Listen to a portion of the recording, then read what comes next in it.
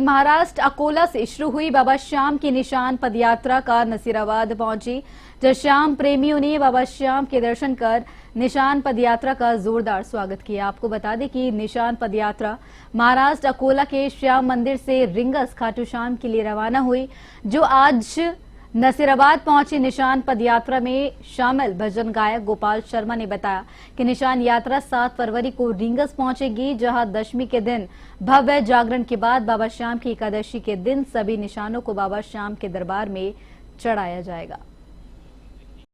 दौसा लोकसभा क्षेत्र से सांसद मुरारीलाल मीणा ने एक बड़ा बयान देते हुए कहा कि हाल ही संपन्न हुआ दौसा विधानसभा का उपचुनाव ऐतिहासिक था, जिसके बारे में दिल्ली तक के लोग भी यह सोच रहे थे कि आखिर दौसा में क्या होगा। इसमें सभी कार्यकर्ताओं ने खूब मेहनत की, पर उधर तो पूरी सरकार ही चुनावी मैदान में उतर गई है।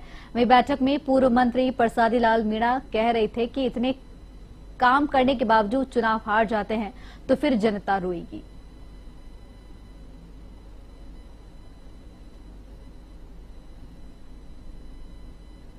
और फिर बाई इलेक्शन ऐतिहासिक चुनाव था का दिल्ली तक सोच रहे थे दौसा में क्या होगा, और हमारा नया एक्सपीरियंस भी था। हमारे एक दलित भाई को टिकट दिया था जनरल सीट पे पहली बार दी। सब कार्यकर्ताओं ने दबा के मेहनत करी। इकाई दल से लेके मंडल दल से लेके जिला की कार्यकारिणी ने, पूरी सरकार, और कम से कम नहीं तो 15-20 हजार तो फर्जी घेर दिया, फिर भी हम चुनाव जीते। टोंक बजरी दोहन मामले में विशेष अभियान के तहत बुधवार को मेहंदवास थाना पुलिस ने 5 डंपरों को अवैध बजरी परिवहन करते पकड़ा। मेहंदवास थाना अधिकारी ने बताया कि टोंक की बनास नदी में गश्त के दौरान बाहेड़ा गांव से अवैध बजरी परिवहन करते 5 डंपरों को जब्त किया गया है। इसके साथ ही एक डंपर चालक को भी गिरफ्तार कर लिया गया है। डंपर चालक रामेश्वर गुर्जर टोंक के पचेवर थाना का रहने वाला है। पुलिस ने मामला दर्ज कर जांच पड़ताल शुरू कर दी है। और जयपुर लिटरेचर फेस्टिवल का गुरुवार से शुभारंभ होगा, जो 30 जनवरी से 3 फरवरी तक जयपुर के होटल क्लब्स आमेर में आयोजित होगा।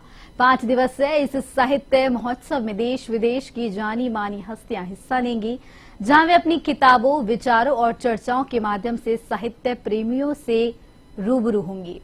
इस बार फेस्टिवल की थीम उत्सव रखी गई है, जिसके तहत एंट्री गेट से लेकर विभिन्न सेशन वेन्यू तक को इसी अंदाज में सजाया गया है। फेस्टिवल में साहित्य के अलावा संगीत का भी खास आयोजन किया गया है।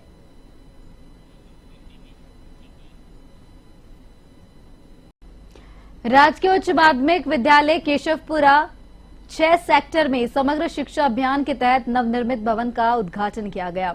विद्यालय परिसर में नई आंगनबाड़ी केंद्र का उद्घाटन किया गया। इस दौरान विद्यालय विकास और प्रबंध समिति का वार्षिक उत्सव, पुरस्कार वितरण, भामाशाह सम्मान, पूर्व छात्र सम्मान समारोह का आयोजन भी हुआ। कार्यक्रम के मुख्य अतिथि कोटा दक्षिण विधायक संदीप शर्मा, शिक्षा अधिकारी के शर्मा और वार्ड पार्षद नंदकंवर हाड़ा सहित कई गणमान्य लोग मौजूद रहे।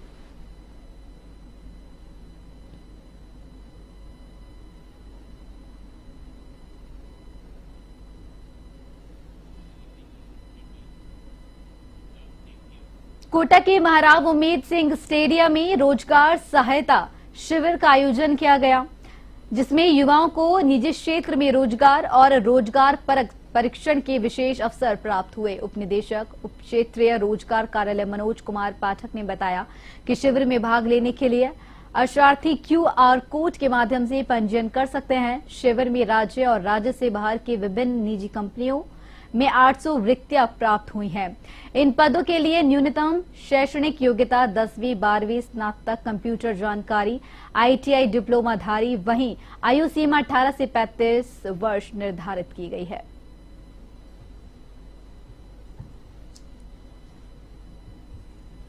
अभी यहाँ पर जो रोजगार मेला लग रहा है, रोजगार उत्सव का, इसमें कितने व्यक्ति आए हैं और कौन कौन कंपनियों के लगे हैं, कितनी कंपनियां इसमें भाग ले रही हैं? जहाँ तक सरकार की इसमें मंशा है कि बेरोजगार युवा हैं, उनको अधिक से अधिक निजी क्षेत्र में रोजगार के अवसर उपलब्ध कराए गए। 20 कंपनी ने हमको अपने इस रोजगार सहायता शिविर में भाग लेने के लिए अपनी सहमति दी थी। उसी क्वालिफिकेशन के हमारे यहाँ जो रजिस्टर्ड बेरोजगार युवा हैं, उनको हमने आमंत्रित किया है और वो शिविर में आए हैं। डूंगरपुर में भारत आदिवासी पार्टी नेताओं ने भाजपा पर आदिवासी और दलित विरोधी होने के आरोप लगाते हुए राज्य सरकार के खिलाफ मोर्चा खोल दिया है।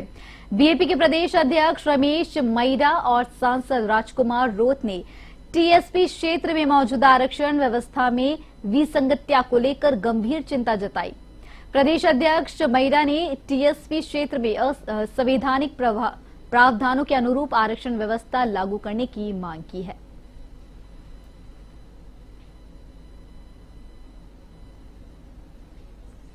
कमेटी थी उसमें मैं बाहर गया हुआ था और मुझे 2 दिन बाद जानकारी मिली और मैंने आपके कॉल के माध्यम से मेरा स्टेटमेंट दिया था।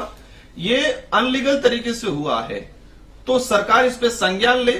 अगर कोई भी गलत गतिविधियां पाई गई है तो कार्रवाई होनी चाहिए, क्योंकि इस मुद्दे को बड़े लेवल पे उठाया गया है और इस मैटर में मेरी कलेक्टर साहब से भी बात हुई है, तो उसने जांच कमेटी बना रखी है, उस पर जांच कर ले। राजसमंद के खमनौर में 162 के रोड ठेकेदार के खिलाफ अवैध ब्लास्टिंग को लेकर ग्रामीणों ने मोर्चा खोलते हुए प्रशासन को ज्ञापन सौंपा। ज्ञापन में ग्रामीणों ने अपनी पीड़ा जाहिर करते हुए कहा कि ठेकेदार को बार बार मना करने पर भी अवैध तरीके से ब्लास्टिंग की जा रही है, जिससे मकान की पट्टियां टूट गई है और मकानों में दरारें भी आ गई है। वहीं ठेकेदार ने ग्रामीणों को धमकी दी है, अगर हमें रोका गया तो राज कार्य में बाधा डालने का मुकदमा दर्ज कराएंगे।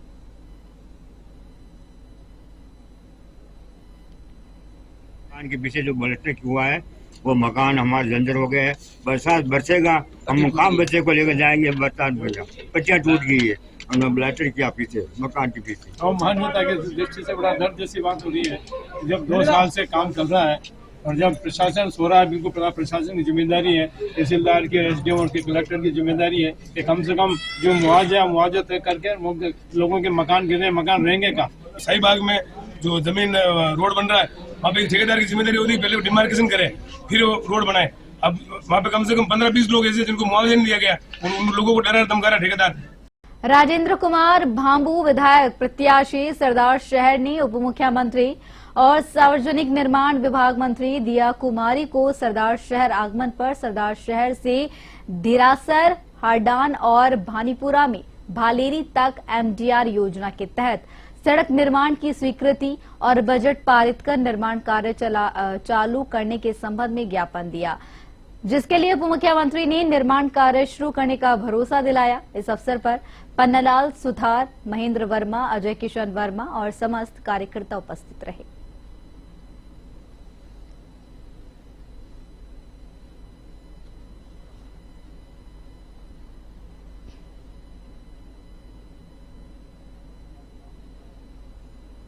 ध्यान से आकर्षित करना चाहूंगा कि हमारे सरदार शहर से बिक्रमसरा तक जो मेन रोड है वो आईटीआई कॉलेज होने की वजह से वहाँ पर आवागमन आने वाले भविष्य में कुछ ही दिनों में जब वो सुचारू रूप से हो जाएगा, चालू हो जाएगा, तो उसमें बच्चों का आवागमन रहेगा। तो आज वहाँ पर चारों तरफ झाड़ियाँ और मलबे के ढेर लगे हुए हैं, तो उनको कम समय के अंदर हटा करके सबसे पहले वो रोड है वो बनाई जाएगी। ये 4 किलोमीटर का जो टुकड़ा है सरदार से बिक्रमसरा तक, इसका निर्माण है वो तो त्वरित प्रभाव से किया जाए, ताकि जुलाई से सेशन शुरू होगा आईटीआई कॉलेज का, उसको भी निर्माण करेगा, मतलब उसका फायदा उठा। बाड़मेर के नवनियुक्त भाजपा जिलाध्यक्ष अनंतराम बिश्नोई का फलौदी पहुंचने पर जोरदार स्वागत किया गया। इस दौरान शिवम रिसोर्ट में भव्य स्वागत समारोह का आयोजन हुआ। इस मौके पर भाजपा नेता हनुमान राम ठेकेदार, भजनलाल विष्णाराम, भाजपा मंडल अध्यक्ष पूनमचंद खिलेरी, अशोक गोदारा सहित लोगों ने साफा और माला अर्पण कर उनका स्वागत किया।